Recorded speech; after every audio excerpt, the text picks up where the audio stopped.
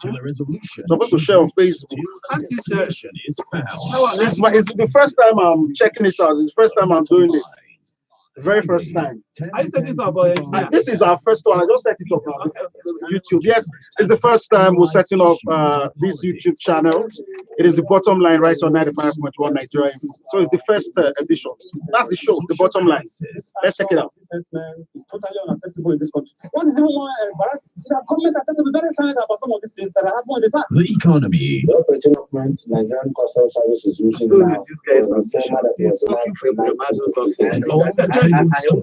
all right, guys, we are live. We all know that Nigerian dollar price is the best. The bottom line on 95.1 Nigeria Info. Yeah. You speak the truth. Two veterans. Or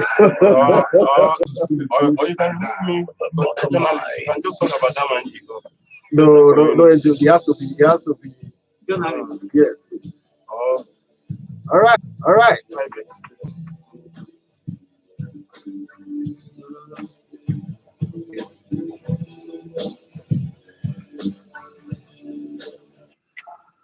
Many thanks for joining us. Good morning and welcome to today's edition of the Bottom Line. And it is actually the first time we're setting up also on YouTube. Definitely we'll check out the YouTube channel much later. Once again, welcome.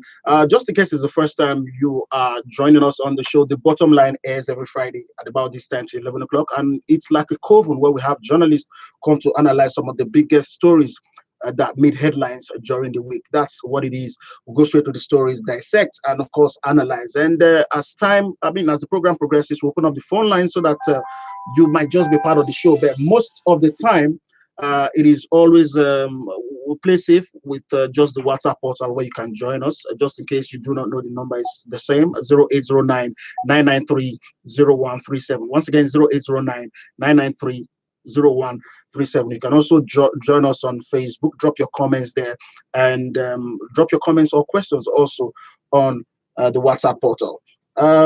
Introducing my guest. Let's start from the recurring decimal. He's been here from the very inception of the show. He writes for the Sun newspapers. Fred Itwan, thank you so much for joining me.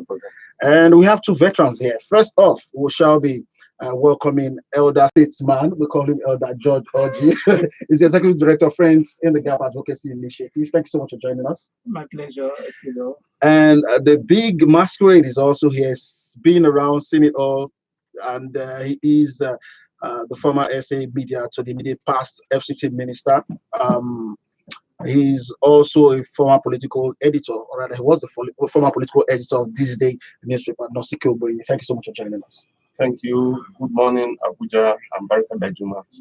All right. Let just before I tell you the topics shall be looking at, because three stories actually made headlines for me this week. We shall be looking at that. One would be that warning by the Miyetti Allah Cattle Breeders Association asking the president of the Senate, Bukola Saraki, to immediately resign as the president of the Senate or be forced to do so. That made a whole lot of made a lot of buzz in Nigeria, with some of the people, responding or reacting to that story. That was one, and there was this other one during the Salah celebration itself in Daura, where the presidency came out later to say that President Muhammadu Buhari had demonstrated his fitness, to run a second term by trekking 800 meters from the prayer ground down to his residence. And swiftly there was a reaction, in fact different reactions, but the one that actually rocked Twitter was that one from former Vice President and presidential aspirant Atiku Abubakar, who came out to say that the exercise is not a yardstick to measure. That trekking was not a yardstick to measure one's intellectual ability to run, because he, according to him, he runs a mile every day, or he walks a mile every day, and it won't be right for him to say, because I walk a mile every day, that shows that I'll be able to carry out all my duties. And the last one was the one that happened on Sunday morning, when the Oyo State government demolished a building belonging to gospel artist Yinka Ayefele, and that building was demolished. He also houses Friends FM, and we hear that That building cost 800 million, to put together.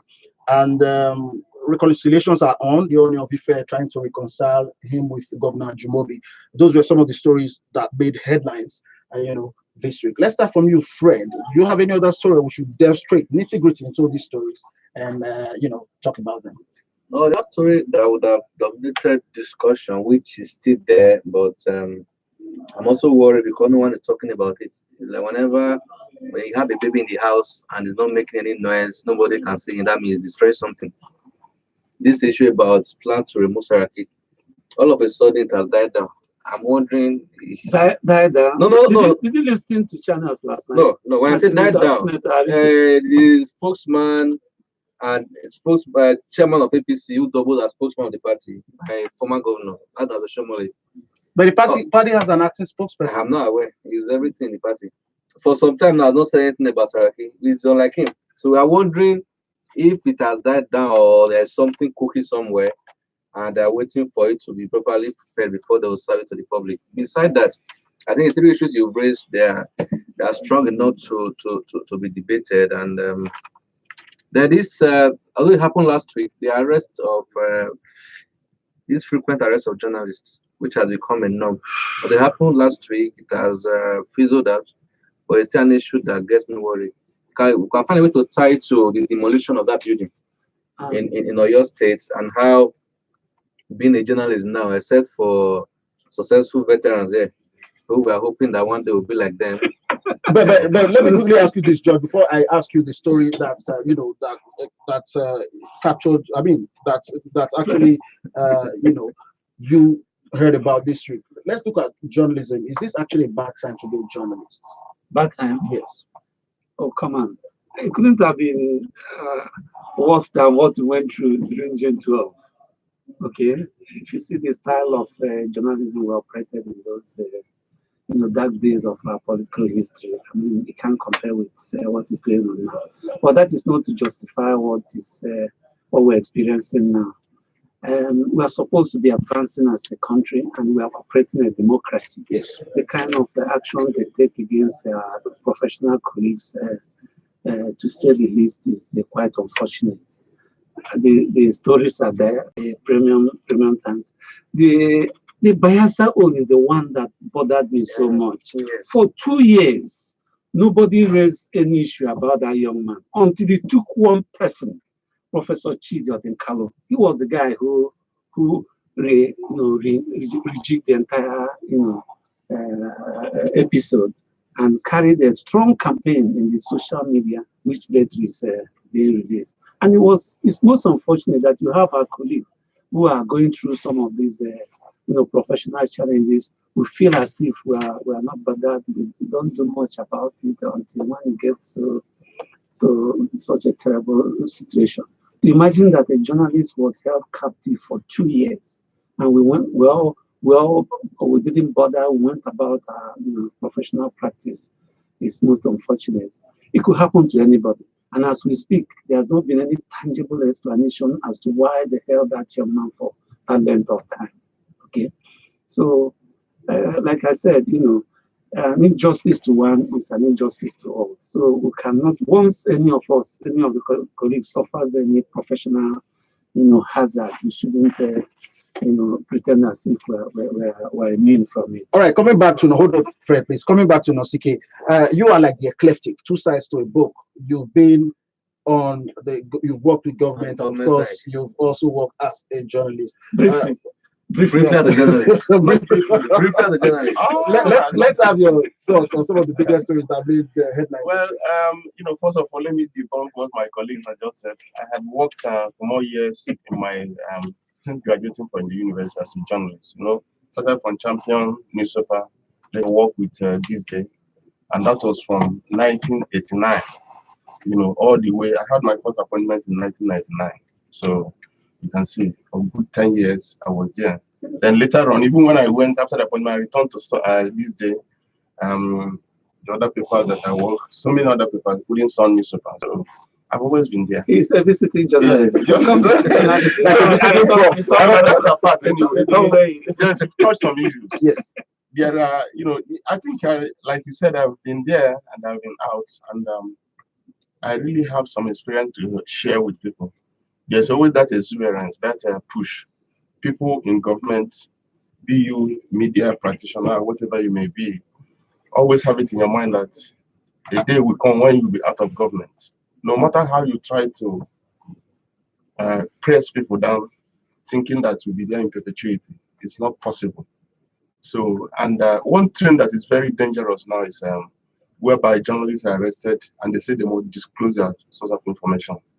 That is very, very bad. It's not in tandem with the profession, the rules guarding journalism. It's just like when you talk about whistleblowing. So are you not telling us that when people blow whistle, you have to tell them, go and tell the person you blow against, then maybe you advertise the person who is blowing the whistle. It's not done like that. So they should desist from that. The course idea, when you get somebody, maybe you feel that information the person had published in the paper or carried down in the electronic media is not factual, then take the person to court, not to hold the person in detention and say he must disclose. All those people peddling such arguments, that is wrong. It does not stand. And journalism, we're not supposed to be seeing that kind of thing under democracy. Yes. If you talk of some military radio in time of Abacha, even when the president was there as head of state, when we talk about the reform and so on, we hear somebody that is try to defend that with the alibi of being under military regime. This is a democracy. People should try to practice democracy the way it is, so that will not become a laughing stock for the whole world. That's what I want to say. And there's also other issue. The 112 women that were arrested, people who were exercising their fundamental human rights, protesting. Yes. Whether you say they are wrong or whatever, you don't have a right to hold them like that, just clamp them in detention like that, and say that you got a court order or whatever. It's not done like that. You are trying to abridge their rights. It's not so. If there's caught them like that, then you release them. Let them defend them. Let them have access to, legal representation. Those are the things we're talking about. Those are some of the norms under democracy, and we should not trample them. We should try to protect this our democracy, because it was really gotten in a very hard way. We shouldn't forget so easily. All right, let's go straight to nitty-gritty. Let's kick off with that story. That story, it happened in Makurdi, where the Miyetti Allah, they gave a strong warning and asked, the president of the Senate to vacate his position, talking about Bukola Saraki, and of course gave a couple of reasons. They are saying that, he has failed to coordinate and organize the National Assembly to offer quality legislation, that Nigerians would need. Is it under their purview? In fact, is that supposed to be? I mean, let me get your views on that, Fred, so that I won't. So you want the moderator and the commentator. The point is this: Miyetti Allah. So let me quote or refer to what people have said. Some have argued, rightly or wrongly, that Miyetti Allah is becoming the militant arm of APC, which I don't agree with. But his word is an opinion they hold.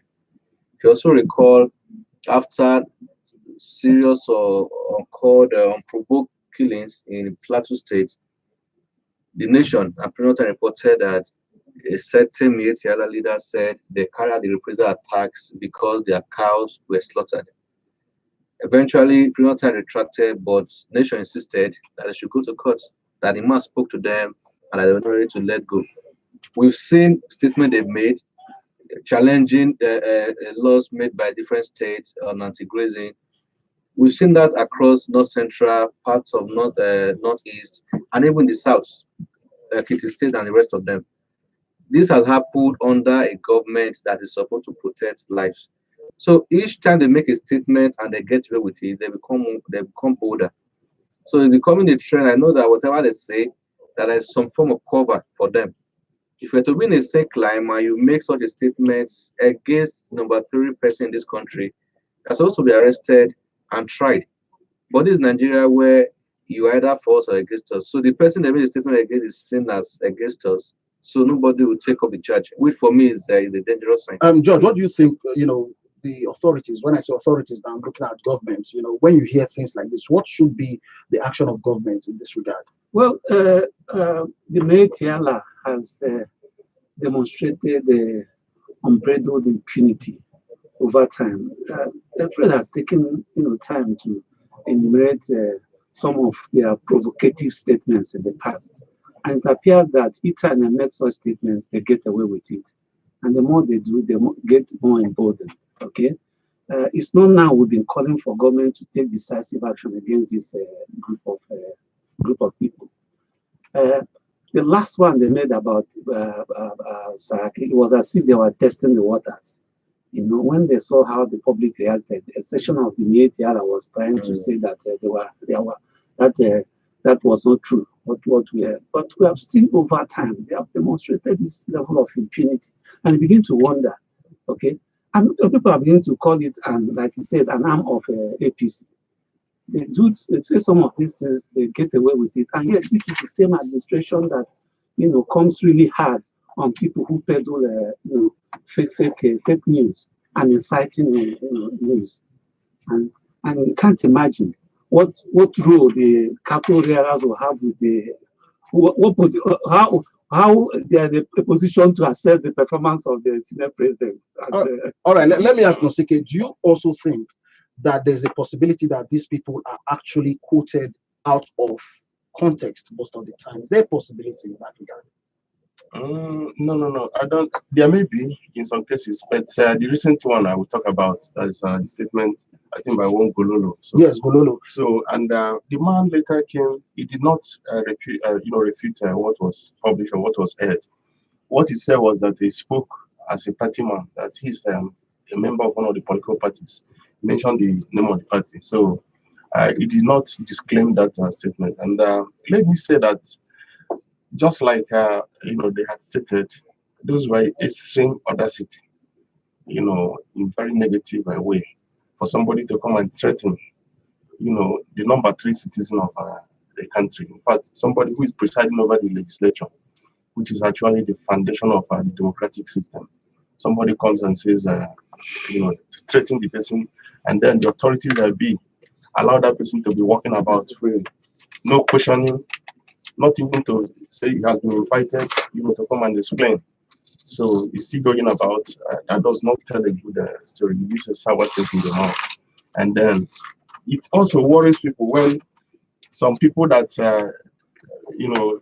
commit less, let me say, some people that commit less offense, sorry to use that word, are arrested and even detained without being free. Look at the case of the Premium Time reporter that was arrested. Look at the 112 women that we talk about. So, but this person goes about saying it, and he comes out to say, okay, I said it because I belong to this party. So if you belong to a particular party, then you have a sweeping right to say anything you want, and then you will be excused. It's not the best for us. All right, let's go straight to the Senate. We know there's a faction in the Senate, so to speak. We cover the National Assembly. We should know nitty-gritty what's happening there. The Senate is supposed to have a spokesperson. In times like this, you would have expected a spokesman, to come all out and react, to that statement that was issued by the coordinator of the association in Benue State. His name is Alhaji Garus Gololo, who said, it should be removed. Why has that not happened? Is the Senate without an active spokesman? We know the spokesman of the Senate, Senator Aliyu Sabi Abdullahi, he's a spokesperson, and we've not heard any reactions. And these days, the only 2 persons who seem to react would be Senator Issa Misal and Senator Shaba Lafiadi. Well, I pity Sabi, as the spokesperson of the Senate at this point in time, because the guy is caught between retaining getting his ticket from his constituency, demonstrating his loyalty to the party and that of Saraki. Okay, it doesn't matter. I think what he has decided to do under this circumstance, in order not to be seen to be pandering to any of those interests, he has decided to keep away, and his responsibility has been hijacked by other people.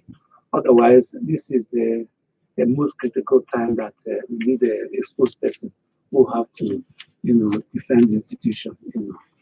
Fred, would you say the Senate at this point is failing in this regard? Yeah, it is. I don't know what their rule. After this, I'll go back and check their rule book. If there is a clause where a chairman of a committee can resign if you feel you can no longer perform the duties of the office. Sabi is in a position right now where he has clearly, for reasons we know, political reasons, taken side with his party ahead of the Senate. Obviously, so the things he's supposed to be writing now will be seen as being against the government, and he can't play that gamble. So he has abandoned his duty as spokesperson of the Senate. And two people who do that now, whenever you see the release statement, they'll say senators, nothing like the Senate. And Saraki cannot speak in a way for the Senate because he's a spokesman. And the more he's supposed to do that, he's nowhere to be found. Even when you call him, if you're lucky, you hear his voice. If you're not lucky, voicemail will respond on his behalf. He's becoming a normal. An institution like the Senate is a dangerous sign. I'm not sure how they will do it. And unfortunately, again, they won't reconvene any time to like maybe September 25th. First week of next month. Likelihood because of they'll likely have a joint session where they'll consider this INEC proposal and pass it. Very, very likely. And I'm not sure if that happens if Saraki will also make some changes and bring in somebody who will really speak for the Senate. As it stands now, the Senate is without a de facto spokesperson. Before we take a break, let me go back to you, Nosike. Do you think don't you think it would be a dangerous move for the Senate president to try to change, to reshuffle the committee heads at this point in time? No, you can't because I don't think it will be dangerous. It will not be politically wise to do that because the horizon is not really very clear. The political space is still very nebulous with regard to who is where and who is not where.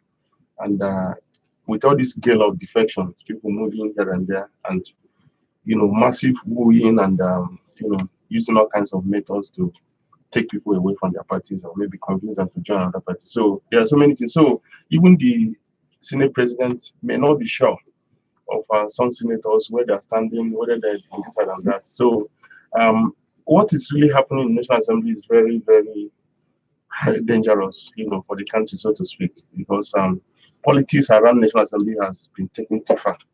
I'm not blaming the senators or maybe the House of Reps members, but I'm talking about the way relationship between the executive and the legislature has been managed. It has been so poorly managed. So it's not done like that in other places. All right, so you can join us live by dropping your comments or questions to the WhatsApp portal 0809-993-0137. Why is it so important for the Senate president? There's been so many calls for him to resign his position. Why is that so important to the nation's politics? If you want to answer that in, say, 2 minutes, less than 2 minutes. The same number of people who are calling for his resignation have almost equal number that are saying that he shouldn't go anywhere. But the one that bothered me most was listening to Senator Arishi on TV last night, making the point that he's no longer calling him ex-Senate president.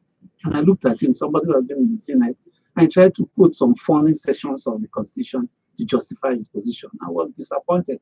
I said, this is carrying to the extreme, Anyway, as we speak, Senate president is battling to save his life and his office, and I don't think until that battle is over, we can't talk about any other changes of committee members. The dangerous trend, which many people are not looking at, some are arguing that 2/3 of those present can remove the Senate president. And my argument is this: those advocating or pushing the argument forward should know one thing. That if you are saying that 2/3 of those seated can remove the Senate president, it also means that 2/3 of those sitting can impeach the president of the country. By extension. But again, we already analyzed this. When they made the argument, they should be very, very cautious. We analyzed this the last time.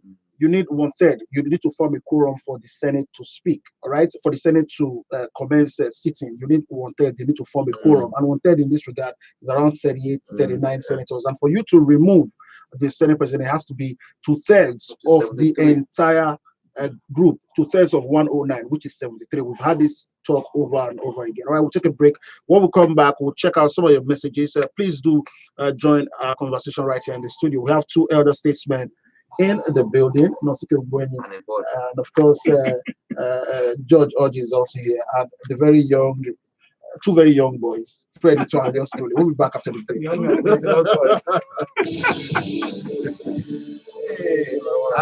It's been a while now. You know what to make EFCC come out and if you don't go live or they chop the money. So you make you know they defend your brother.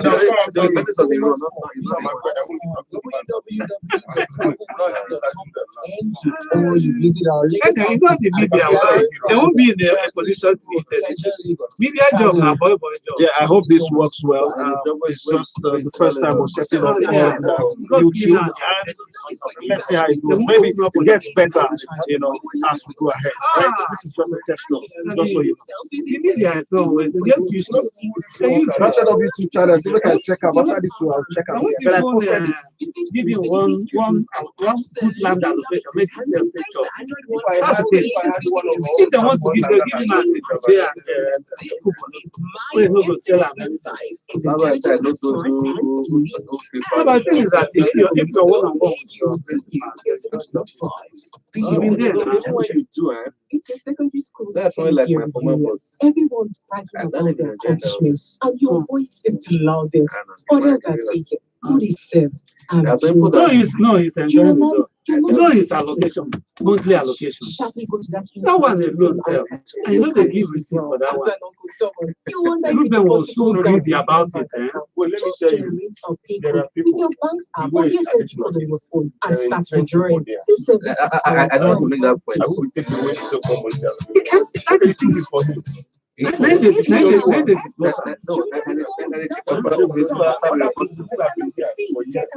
discounts at Julia.com on over 500,000 let me tell you, when Ndoka brought shit like this, he changed all of that marriage. I was there then now. This late, he did. And he commissioned several jobs. When you work in that office, you need to, there are a lot of things to do. When he made him a cabinet member in the first instance. His real estate too. Money bro. It was now because we were working with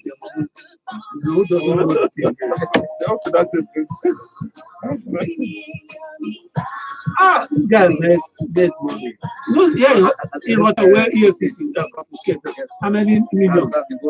Money borrow. Not even house going there. But going forward, just do 2 minutes. Okay, now once I can see the time, you know. Yes. I hate to tell you just. I keep the time. All right, we're back. That was perfect. Welcome back to the show. It's still the bottom line, and we're looking at some of the biggest stories that made headlines this week. Let's move on to the next, which was the trekking of 800 meters by the president. It has garnered so many reactions. The one that actually rocked the social media platforms, especially on Twitter, was the reaction by former Vice President Atiku Abubakar, who said that the exercise was not a yardstick to measure one's intellectual ability to put Nigeria in its right perspective. He went on to say that he jogs more than a mile. It would be shameful for him to boast with it or ask Nigerians to vote. Must we respond or react to every single situation? Because some would say he's very, very active right now on social media, talking about Atiku Abubakar simply because he wants to be president. Let's start with you, Nasiru. Okay, first of all, let me say that trying to, blow out of proportion the fact that the president trekked 800 meters, is something that, it made a mockery of our system, because that is taking governance for the literal meaning, that is surface meaning. It doesn't mean that when you are stronger, otherwise Hussein Bolt should have been the president of Jamaica, or maybe all these marathon runners in Kenya would have taken over from Uhuru Kenyatta. So it's not like that. We shouldn't be taking, it's something that is affecting this anti-corruption war. That's why they are branding people looters, go and catch them, this and that. Nobody's talking about the source. If you are talking about the source, what are the people in power now? Are you preventing them from assuming that the people who were there before committed atrocities based on allegations? what are you doing to stop the process from going on now? You know, so you mean that they can continue now, the concentration on that, to catching them with raw power through brawn. So it's not the best. Governance is about mental work, it's about thinking, it's about making sure that you get the right people around you, making sure that you plan, you should be proactive and so on, you have the willpower to do things. And you should be able to mobilize and galvanize the populace, unite the populace. Because only you cannot do it. It's not done like that. So that was laughable, you know. And the way it was promoted in the media, I don't know how they got it. Almost all the papers had it, banner headlines, so on. It was so disgusting. Well, it came in form of a statement from Garuba Shehu. And would you say it was bad PR? What happened is that they didn't anticipate the backlash. Intended backlash, actually.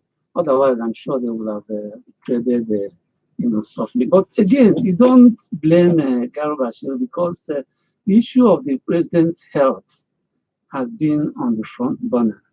You know, those who have been campaigning that he should not be allowed to run again has made the issue of his health one of their strong points. But I thought that the president's media managers should have played down on that factor, and instead raise the conversation around performance.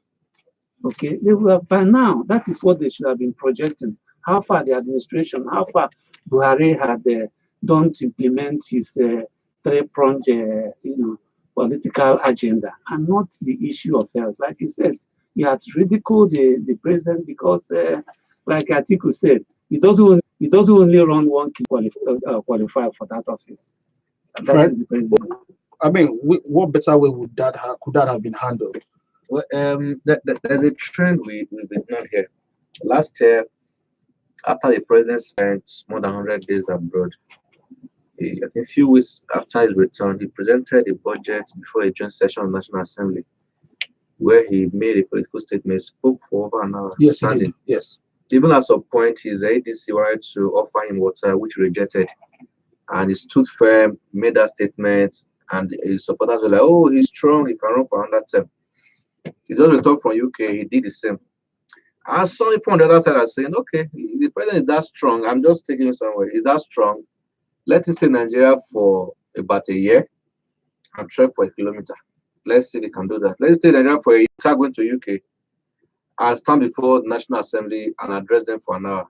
They will know that physically is very strong. But that being said, it also shows that here we tend to worship people because we have this form of cult followership.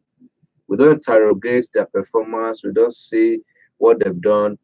For us, as long as he's our person, whether or not he's a dead root or he's inactive, we just want him there. In a sake line, making that statement, by now I'm sure he would have retracted it or found a way to apologize. That you are equating a trek, which some of us do every day, to say that it means that you can run for under office. Are you running physical running that you think that's what you need to perform? And if you want to be very, very political now, if you look at the last 3 years, is there anything to show that the president has done any form of running? Is there any indices or anything on ground to show that there is any form of positive outcome from this regime? I told you the last time you don't keep to time. Please cut me short. I get angry and it's annoying. Well, let me ask you this quick question before we go straight to the next story. Is it really a must? I think I've asked it before, but let me ask you again with regards to this story we just touched. Is it a must that you react to every single event that happens, especially when you're on the other side? Is it just a gimmick? Is it a way to make you know that I'm around, I'm relevant, I'm still here? But thank you very much. It's not a must. If people who are in government, and then whether it's at federal or state level or even local government, they should always bear in mind that if you are reacting to every Dick and Harry, everything that happens, you react, you say this, you are further amplifying, because so many people perhaps they might not have heard about it. It's when they see your reaction that they will go and start looking for the original thing that happened that triggered the reaction. So you are just amplifying that thing that you are responding to. And this should be a message to the people in government. Don't be reacting to everything. It's like just using fuel to quench fire. You just pull like that. There are so many ways you can react. If there's an issue you don't want to continue, do something good that way, that is take over the space in the news, the news space, and then people will navigate from that negative, and then they will start talking about the other one. So if those people who are flying that kite, trying to distract you, because some of those things are for digression, if you don't fall for it, then they will die down naturally. That's how it happens. But then when you begin to react to everything, it makes the whole process of governance so childish. It's as if the people don't have serious issues to tackle. It shouldn't be like that. So, all right, let's go straight to to Oyo State, where the authorities, the government of Oyo State, on Sunday demolished a building known as Music House, owned by popular musician Yinka Ayefele. There were reports actually that Yinka Ayefele is not in support or not a fan of Governor Abiola Ajimobi, and even when they were issued a notice, they claimed that part of the building was not approved, which was debunked by Ayefele, who said that they built they constructed the building by following due process, and the matter is before the owner of the Alaafin of Oyo, rather, Obalamidi Adeyemi, who's actually trying to find a middle ground, settle the whole issue between the governor and Ayefele. But don't forget, people have lost jobs, in this regard, and they say the politics was taken too far. Fred. Well, I'll follow the trend, but for some reason I decided not to comment, not because I don't want to, but because I don't live in Oyo State. Sometimes I've also discovered that you don't judge or comment on issues based on what you see on social media. We've only heard from one side of the divide, as the man who is the victim or the so-called inhuman treatment.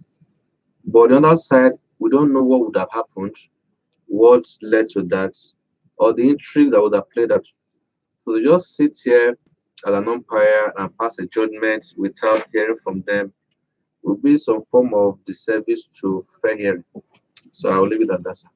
I can only comment on that based on the fact that it follows a trend, a clampdown on the media.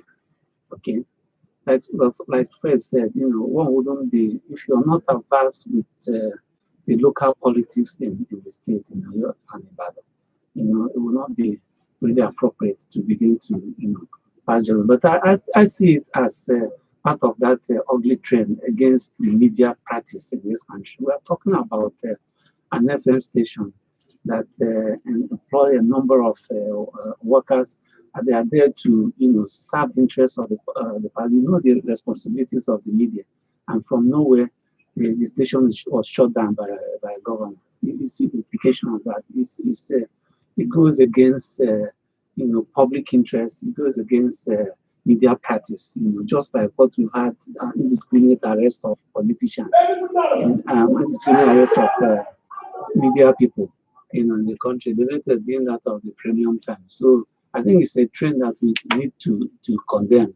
And I'm happy some of the major media outfits, the BON, Broadcasting Organization of Nigeria, has come strong in a statement to condemn it. The NUJ at the federal even NBC has come to condemn it. So it is on that basis that I condemn the action. It's quite worrisome, just like you stated. And the advice I have, even for the state government and even other government that may be planning such exercise, is that you don't actually destroy or stop criticism by destroying the critic. Because if you destroy one critic, more than 1,000 others will spring up. So, and that's exactly what had happened. I never knew that there was an FM station owned by Yinka Ayefele.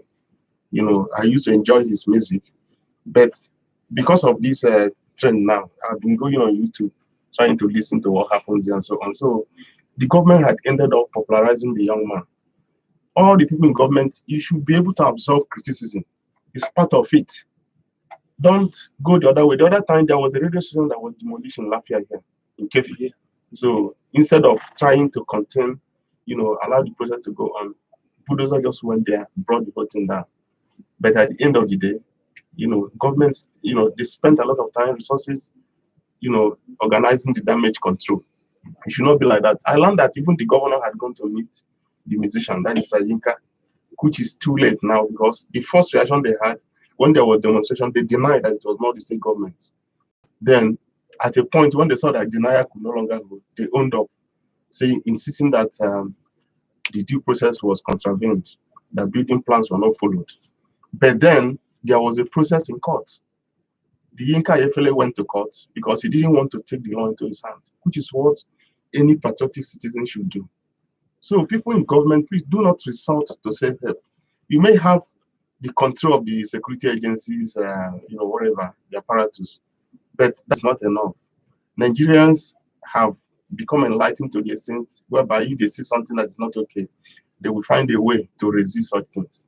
And that's exactly what happened in Oyo State. So I totally stand with Yinka Ayefele. And then they were saying that it was even a part of the building, probably defense or maybe the whatever. Yes. Some of those places for which you just move it. Why in a haste? Is that the thing that will stop governance in Oyo State? Is that the most important thing in order of priority? Is that the number one? Is that the overriding? What about the level of poverty in that place? Poor infrastructure, so many other things. So that is not easy at all. And all those people thinking of following that way, they should desist. People in government, don't be using must. We must do this, we must do that. No, it's a democratic system. You sound like a born again now. No, but you see it all.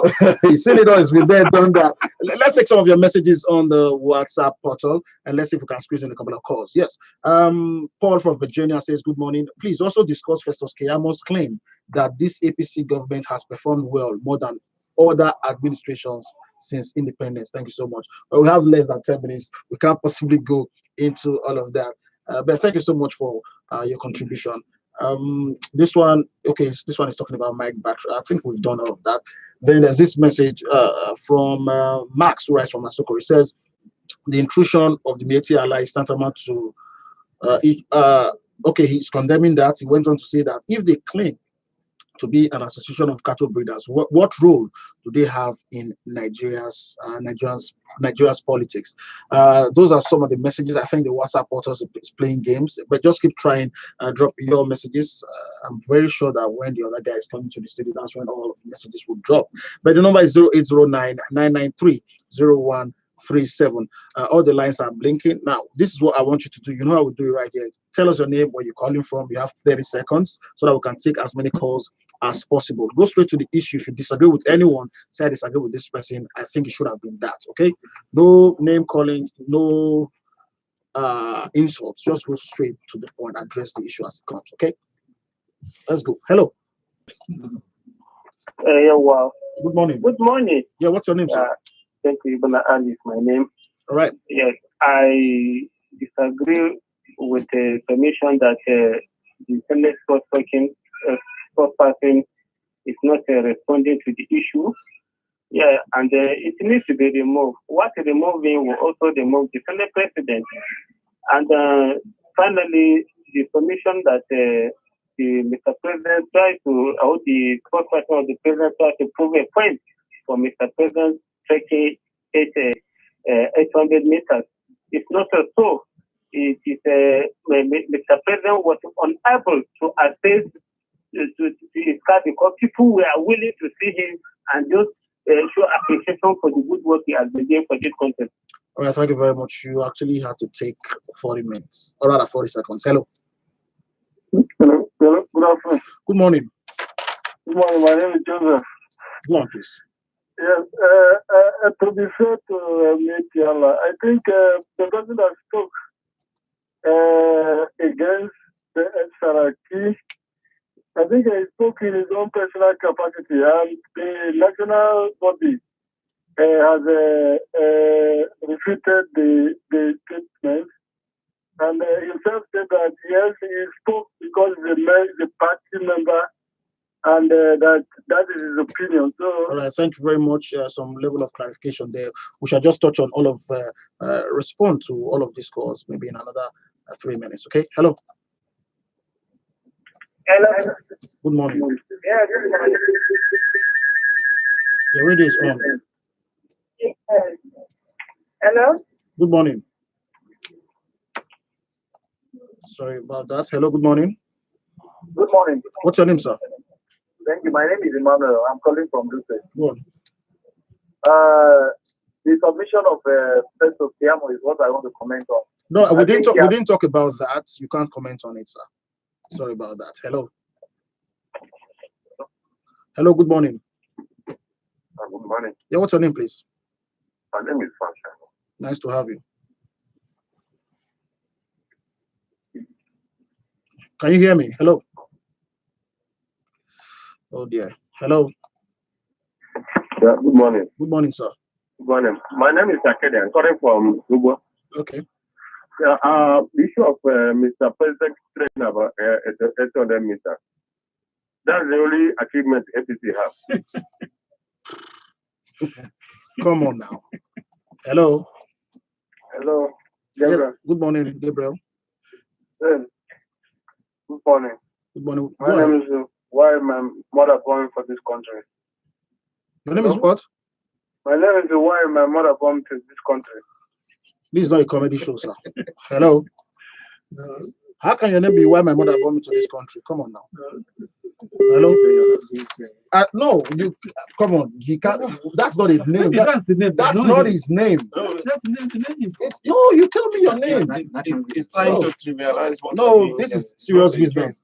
Let's really look at the first two callers. One said, if you remove the president of this, if you remove the spokesman, then you should remove the president of the Senate. He's ignorant.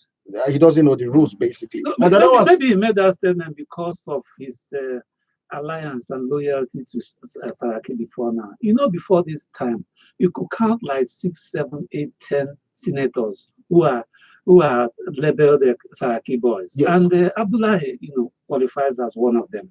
And that is why I think he's in a fix. He doesn't know where to go to tag along with the Senate president or to tag along with the party.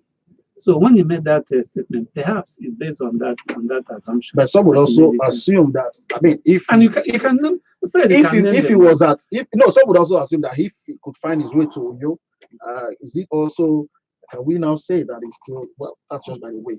The other person said, Bololo, who's the national coordinator of Miyetti Allah in Benue, said Garius Bololo actually came out to say that he spoke as a party man, not. But that is not what. That argument is lame, man. The only reason why the media always calling to get reaction is because he holds a particular office. Take the office from him. Who is that man? Exactly. Does anyone know him? Before now, nobody knew. So it's like Saraki speaking to me. Says, I'm speaking as Saraki. Have you ceased to become the Senate president? You can leave that position, resign, then we know they are speaking as a Nigerian. And he also said the Miyetti Allah have come out to, debunk that. It's in their character anyway. When they cause tremendous damage, then somebody will speak from somewhere to begin to dispute. But then, saying that, which I think they're helping the security agencies and even the government in power, because for the Miyetti Allah to have narrowed it down to the person who made the statement, then what are we waiting for? Exactly. What is the police waiting for? What are the security agencies waiting for? They should go after him, get him arrested, because it was a threat. It's not just a suggestion to say he should. He was saying that he must, that he could be removed. So that kind of statement threatening another citizen, number 3 citizen. So what are you waiting for again? You have an organization that he belongs to coming to say this person. And he has said that the organization went ahead to say that the man has said that he belongs to this political party, that was why he made that statement. So it's now double-edged. It's now incumbent on the political party and the government to, really dissociate themselves to say that, look, this is not our position. He's not acting our script. Let this man face the law. All right, face the music. That's the much you can take on the show today. You can go watch this on Facebook, Fidel Castro Uselali, or you can also check. Just Google it. The bottom line. The link will definitely be there. To check it out on YouTube. And subsequently, I'll give you the name. But we're just starting off, like I said, a while back. Thank you so much, gentlemen, for coming on the show. Fred Itwa from the Sun Newspapers. and Executive Director of Friends in the Gap Advocacy Initiative, George Orji. Thank you so much for joining. My pleasure. And I hope we'll find the big elephant back on the show next week. I will drag it personally. Thank you very much. And there's something I want to say. Yes, I was also a former associate editor of Sun Newspaper. I remain very proud of Sun Newspaper. In fact, that was the last place I worked before. Before you joined the big boys. Mr. President has said the president. Nigerians should commence exercise. Mr. President has said the president. All right, thank you so much. Join us again when we come back next week Friday. My name is Fidel.